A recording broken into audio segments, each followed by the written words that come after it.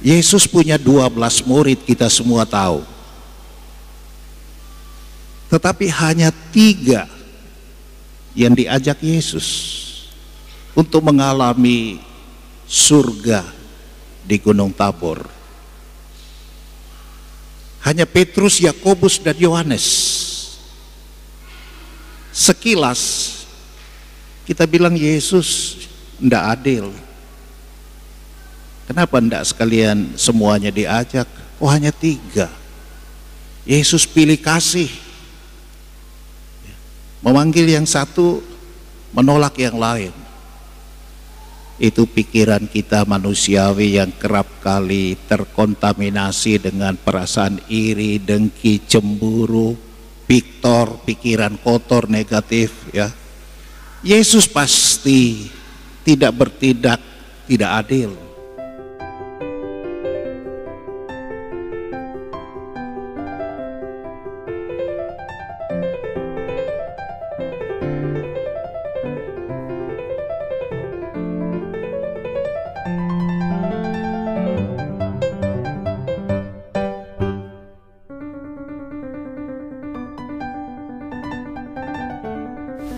Saudara dan saudari yang dikasihi dan diberkati Tuhan, kisah dari Injil Matius pasal 9 tadi, perihal Yesus yang berubah rupa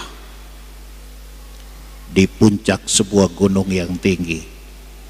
Dan menurut sejarah, para ahli mengatakan itulah Gunung Tabor. Sampai hari ini ada di Israel sana. Kisah ini disebut sebagai transfigurasi. Trans itu sebuah perubahan, perpindahan. Kita sering dengar kata transmigrasi, perpindahan dari satu tempat ke tempat yang lain. Figur itu tubuh, wajah. Dari transfigurasi, Yesus yang berubah-ubah. Dia nampak di dalam kemuliaannya. Dan apa yang terjadi di Gunung Tabor ini adalah sebuah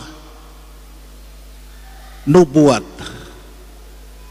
sebuah display, katakanlah seperti itu, perihal surga. Tuhan yang nampak di dalam kemuliaannya, dan orang yang hadir di situ sungguh mengalami kebahagiaan. Saudara-saudari, ada 5 poin yang bisa menjadi permenungan kita dari kisah tersebut. Yang pertama, ada seleksi, penyaringan. Di dunia pekerjaan ada seleksi, di dunia pendidikan ada seleksi. Seleksi itu selalu mengakibatkan ada orang yang terpilih, ada yang tidak terpilih. Yesus punya 12 murid, kita semua tahu. Tetapi hanya 3 yang diajak Yesus untuk mengalami surga di Gunung Tabor. Hanya Petrus, Yakobus, dan Yohanes. Sekilas kita bilang Yesus tidak adil. Kenapa tidak sekalian semuanya diajak? Oh, hanya 3. Yesus pilih kasih, memanggil yang satu, menolak yang lain.